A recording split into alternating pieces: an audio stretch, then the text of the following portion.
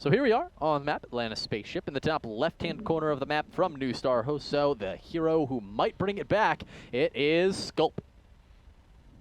Sculp facing off against actually one of the players that I was quite a student, I don't know. I don't want to call student because he wasn't my teacher, but like, I watched this guy stream so much, studied his builds, his play style when I was learning Zerg. Guys, from Team Liquid, it is Sheth. And we're going to announce our full caster list for IPL 5 soon, but I want to go ahead and tease this out there. Sheth is actually going to be there casting alongside us at IPL 5. So kind of going to be really happy. Yeah. That's kind of awesome. There you go. Yeah, like a year and a half ago, I think I had him sign my keyboard. Nice. So. Well, you'll be casting alongside him then at IPL 5. So. Dream come true, man. There you go. Yeah, actually, I'm really happy with our caster lineup for IPL 5, but I'm even more happy with the players that we're going to have there. It is going to be a stacked tournament. Of course, if you guys want more information about it, what players are going to be there, any tickets information, discounted hotel room packages, head over to IGN.com/IPL5. All the information about the event, everything from what players are going to be there, all the way to the physical schedule itself, to when the GSL content is going to be there, because we have the GSL Code S semifinals, the Code S finals, and we have the World Championship Pro League style and Winners League style all taking place alongside our 72-man bracket. Can you even keep track of them all? Yes, you can. Just make sure you bring a notepad or an iPad or a pad that you can write stuff on, because it's going to be a lot of action there, and you're not going to want to forget to see any games that you do miss on the VODs. I know I'm a big fan of that. I don't know if you are, but come out and people are like, oh, you missed this game. It's so good. Dude, it's GSL Code S Finals, and it's going to be at our event. That's so cool. Yeah. So I'm looking forward to it. I'm going to be sitting there front and center, and I'm sure you'll see my smiling face there. Maybe I'll even be able to, because all the GOM guys tweet at me every once in a while and want me to do announcing again. So maybe I'll even be the announcer for the GSL content again. I'd like to do that. Yeah, that'd be pretty awesome. Yeah. All right, so well, let's see here. Sheth, of course, going for a hatch first, decides to put the cooldown afterwards, and we'll see what he moves into after that. The Atlanta Spaceship is a very large map, very large two-player map, and the walk distance is very, very long, so you even see some players that will decide to go, after a 3-hatch before pool here. It's not as common, but certainly is a possibility. And looks like this Overlord has made it across the map. Sees everything, sees an orbital command up at just about the right time. Why am I looking at his vision? I meant to look at his vision. He hasn't gotten far enough to see the second gas yet to make sure there's no gas on the way, but he has a pretty good idea of what his opponent is up to.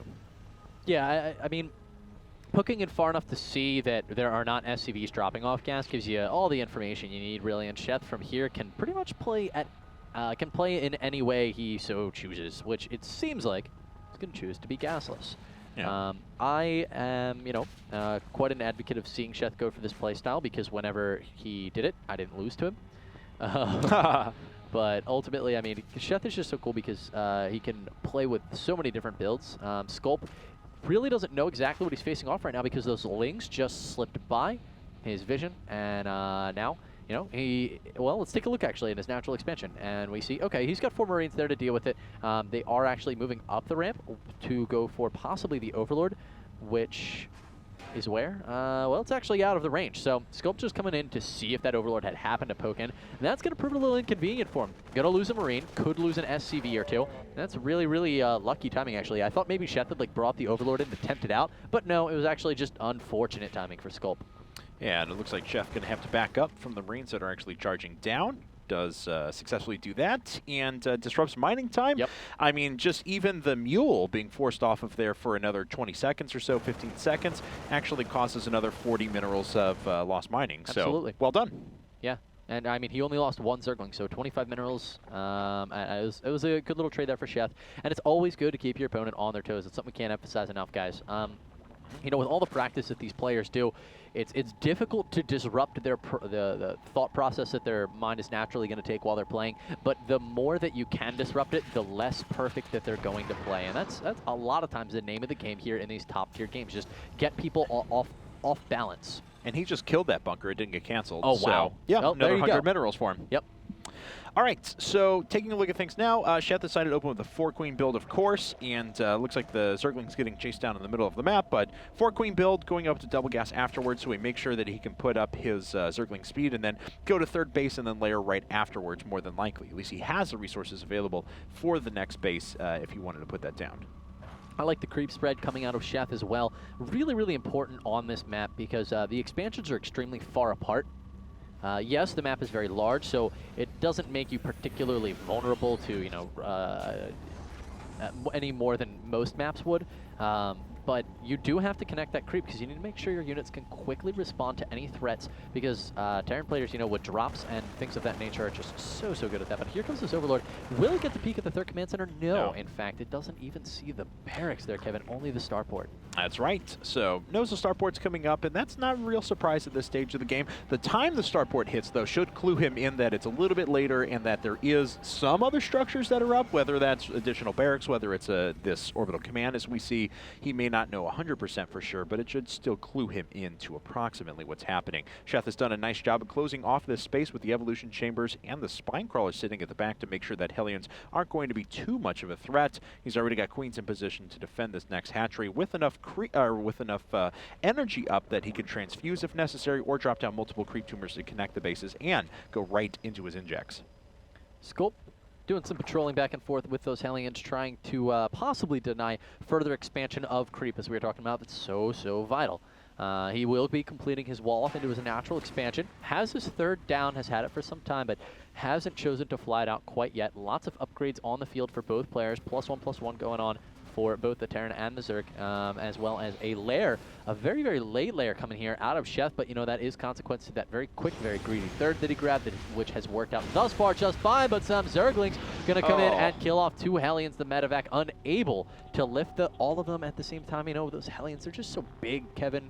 It's hard to fit them through that little hatch door. And this really shuts this down because now Sheth knows he doesn't have to invest into a lot more anti-air. That was a medevac that popped out. It wasn't a Banshee. And Sculpt wanted to move in at a time when he could, disrupt his opponent, score a few early drone kills, but that's just not going to be the case. And now Sheth feels that he's secure enough that he can start pushing ahead in his tech again. As soon as he drives away those units, he moves right back into his infrastructure. Infestation pit, another macro hatch, making sure that he drones up. So he's not feeling insecure in the slightest and feels like he can really start pushing an advantage. Absolutely. You kill 2 Hellions, you almost have a free hatchery there.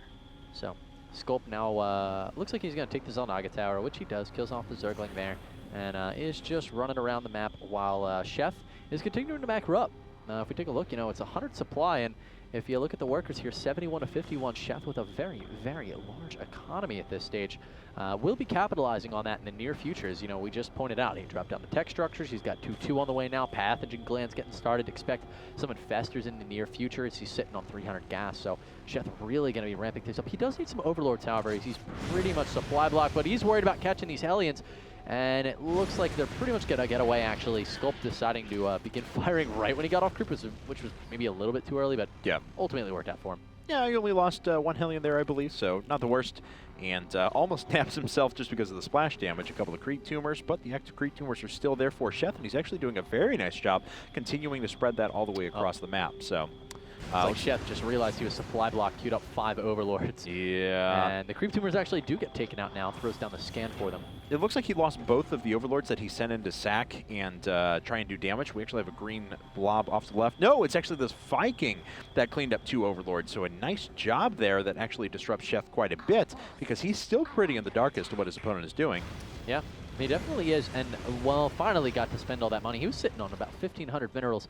That's sort of a good portion of it, but if we're looking strictly at who is macroing better in terms of spending their money, I mean, Sculpt has been he's been below the 400 mark almost this entire game. Hellions going to be surrounded by all of the Zerglings. Oh, a huge loss there for Sculpt, who suddenly is at a 15 supply deficit to Sheth. Sheth going to try to pounce on his advantage that he's currently holding, but no, opts to fall back instead as Sculpt is going to take a very greedy third here. Yeah, he takes a third, and if you're not familiar with Atlanta's spaceship, this is the base that actually has a rich Vespian geyser hidden behind the gas vents. So, and it actually requires 4 workers to actually saturate that optimally. But if you do that, you gain yourself a nice advantage because you can really press ahead your tech towards the late game. Sheth, though, swinging around with a couple of Zerglings, sees that there's no normal third base in position. And we'll see if he decides to assault that base there with the rich Vespian geyser in just a second. Infestor's in position to try and do some damage. You can see Sheth, well, is he getting aggressive here? Nice catch on this full medevac, by the way. Link's going to be coming in and cleaning this up with relative ease.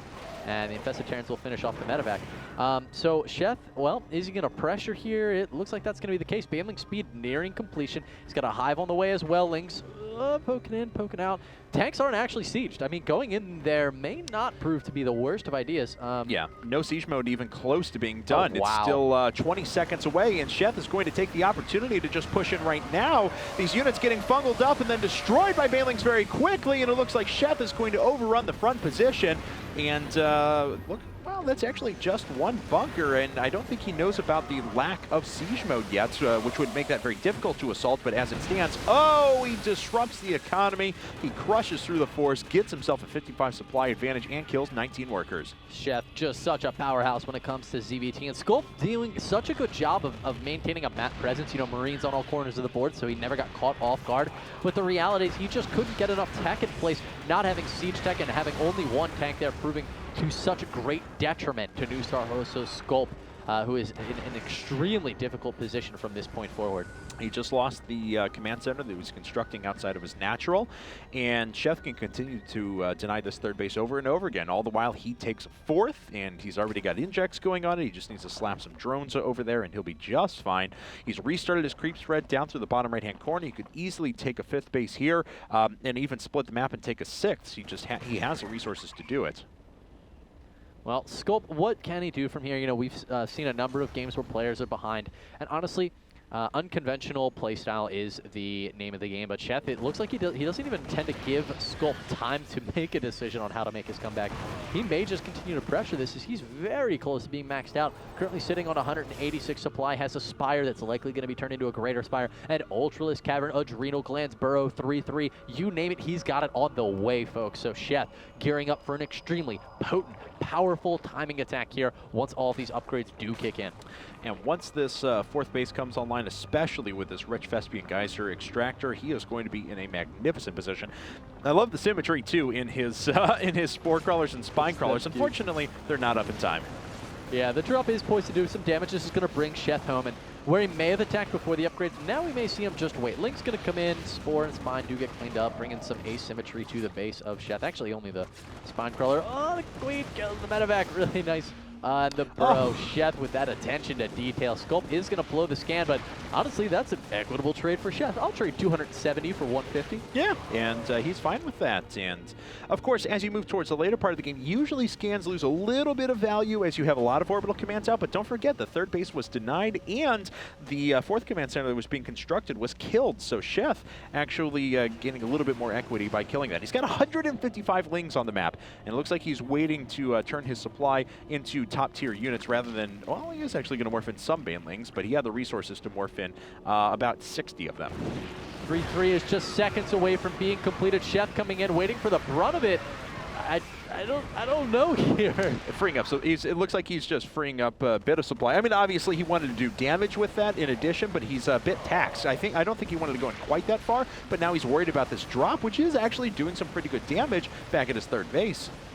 Broodlords are on the way, 6 of them. No Ultralisk quite yet. He's just going to play it safe there, but down to 165 supply, actually, where Sculpt is sitting at a nice fat 200. The base is going to be taken out, that fourth, with the rich Vespian Geyser, but he's got a fifth and a sixth going up towards the 9 o'clock, excuse me, and down in that bottom right-hand corner, which you did just show, Kevin. So, I mean, Sheth, you know, he's down in supply, but his upgrades are so incredibly powerful. Sculpt, however, is just about to finish his 3-3 as well, so.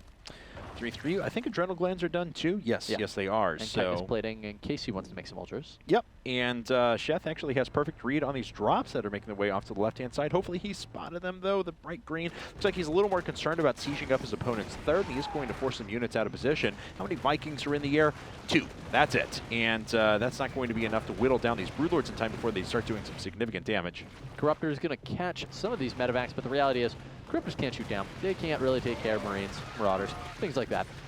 But we'll be able to save that base with his massive quantity of Zerglings. Infestor is going to be caught. This is like total mayhem, absolutely everywhere. Action going on. Sculpt going to be dropping down. Spinecrawlers in position, though, are going to save the day when it comes to that mineral line. Simultaneously, another drop with 3 medevacs coming down at the bottom right. We'll be dropping immediately, dealing with this Spinecrawler. The Spore getting a nice amount of damage in on the medevac. Will go down, one of them at least. Simultaneously got things in the main, attacking the Baneling's going to easily clean that up. It looks like an extractor was taken out. The spawning pool does still live, I believe, right below the main base. So Sheth not sustaining too much damage here, but certainly a nuisance, and it's allowing Sculp. Well, I'm actually surprised Sculp hasn't tried to take a fourth behind this, because he's pretty much down to just one mining base right now, so. Yeah, these Zerglings have actually been sitting here pretty much the entire game, so Chef would know if there's something there. He's also taken this tug-of-war base. This is the one that splits the map. If you have control of this one, you have more than half the map to your credit, so the fact that Chef has been sitting there pretty much the whole game means that he's not going to take all that, or he's not in any sort of economic danger, so he knows where to be. Well, Sculp, I'm going to reiterate it. Sculp may have been able to take a fourth during all that. If he could, he wouldn't necessarily be out, but here's the thing. Chef has sustain going on in his favor. He's going to be able to recreate this army. When Sculp's army, whatever dies in Sculp's army, he's not going to be able to remake it. He's got so little income. So Chef just needs a reasonably favorable trade, and he's going to be fine. Now we see the Marauder coming down to kill off the Zergling. Then he's going to have to blow a scan. And Chef is pretty much going to attack here. I mean, he's maxed out. All his upgrades are done. He's waiting for nothing. Does he actually have a scan available? And, okay, yes, he does. I was about to say, and he uses it. So there we go. He actually had one available, and there was potential that could actually have denied that for a little bit longer. Chef, though, he's banking a ton of resources. He's, well, now turning those into a few banelings at the moment, but causing the siege tanks to splash damage onto the own SCVs. I don't think there's enough Corruptors here right now to fight back this wave of Vikings, but Chef can keep kind of starving his opponent out. He will need the Infestors. Right now, going to try to come clean up these Marines and Marauders. Hatchery's going to go down, but that's something that Chef can afford. He can't afford to not keep bringing in money, though. That's his advantage right now, and with the loss of both of these hatcheries, he's got to make something happen. He's letting Sculp pull up a lot of money, which is going to allow him to recreate this. So for now, he's going to come in. He's going to try to deny this expansion, catch a couple of SCVs. That's very nice. But yeah, I mean, he's got a ton of money. I'm a little surprised we're not seeing him go for the throat. Yeah, let's see here, as looks like he may even lose his spawning pool back at home. No, he's actually going to lose the infestation pit first.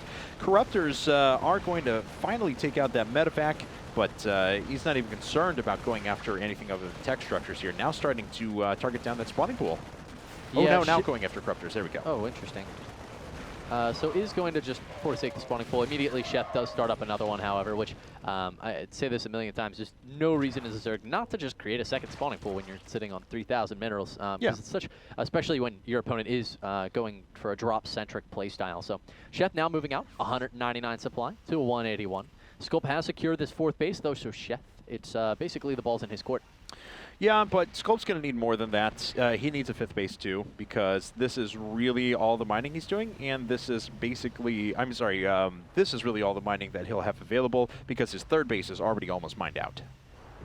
Chef poised to possibly attack here. Nice ball of Zerglings. Huge cluster of Corruptors. The Broodlords, I believe, are a little bit south of here. Yes, there they are, in fact. So get ready for a real big attack, guys. Chef, is he going to be able to seal the deal here for Team Liquid against NsHoSeo? Sculp going to be doing what he can to fend this attack off. Okay, he's got a few siege tanks, so those are going to have to unsiege here momentarily. The Vikings not quite getting a position yet because the Corruptors need to be able to make their way forward, and indeed they are. That's already forcing back the Vikings, with the Marines now trying to come up, take out a couple of the Corruptors, but they've only succeeded in killing 2, and that's not going to be near enough. There's still all 8 Broodlords remaining that have entered this fight from the very beginning, and Chef continues to move forward. He hasn't even had to move up with anything but his Infestors, now finally starting to duck in with some Lings, but everything in the air is getting decimated. Chef going to clean up pretty much everything on the ground, too, and he has a little bit easier time reproducing this army than his opponent does. So many Corruptors still alive for Chef, and every single one of those is a potential Broodlord. Chef already back up to 160 supply. Sculp out of money at 100. A couple of those Corruptors are going to be made into Broods. Now the ground forces of Chefs have mostly been cleaned up, but there are too many Corruptors here, Kevin. These Broodlords are just going to be able to attack all day long. Yeah, and that's exactly what they're doing right now, especially with new Broodlords being thrown into the mix. And this nice little Broodlord is going to regen all its health here in just a second as soon as it pops out of its cocoon. And Sculp now down to just this base off to the right-hand side, but really no way to defend what's coming through the front. Yeah, the Vikings are not an applicable answer here, as there are too many Corruptors. You know, if he could suddenly spit out 40 Ghosts, well, they're not the worst units in the world, but really no answer to this massive Sky Army out of Liquid. Chef, who may now take Team Liquid to victory here versus NsHoSeo. Nice fungal growth to lead to a GG out of Let's go. That's right, and Team Liquid, they survived the up and downs. They will stay in the Premier Division next year, and NsHoSeo, they will once again have to fight through the Contender Division. Congratulations to Team Liquid. Well done on their part. So there we have it. A very good all-round performance, actually. Tasha taking 3 wins there, but Hero stepped up, took a win at the very beginning. Chef coming in at the end and showing that the non-Koreans on Team Liquid have something to say, too. Absolutely. He took that game with decisive force. Guys, that's going to wrap it up for Liquid versus NsHoSeo. Huge congratulations to Team Liquid. Okay, that's it for us tonight. Tomorrow we are going to have StarTale versus MVP in our playoffs to decide our first finalists in the IPTL, and I hope you guys will stick around for that. Then on Thursday and Friday we move back into the GOM World Championship qualifiers. Again, though, we want to make sure that you subscribe to our new YouTube channel at youtube.com/IPL Esports. If you've been wanting to enter the new caster contest, you can find out all the information on there as well. Our awesome video with the link to the correct information is there, but please do subscribe, as we'll be uploading some brand new content to it, and it's also a one-stop shop for you to find all of our top 5 plays, which may be coming back very soon for StarCraft 2. All of our top 5 plays, all of our interviews, all of our pre-produced content, all live on there. So again, that's youtube.com/IPL Esports. Follow us on Twitter as well. I'm at Kevinaki. He is at Kibbles. You can find the IGNProLeague on Twitter or Facebook as at IGNProLeague. And I think that's about it for me. Yeah, that's it for us, guys. Thanks for tuning in, and we will see you next time.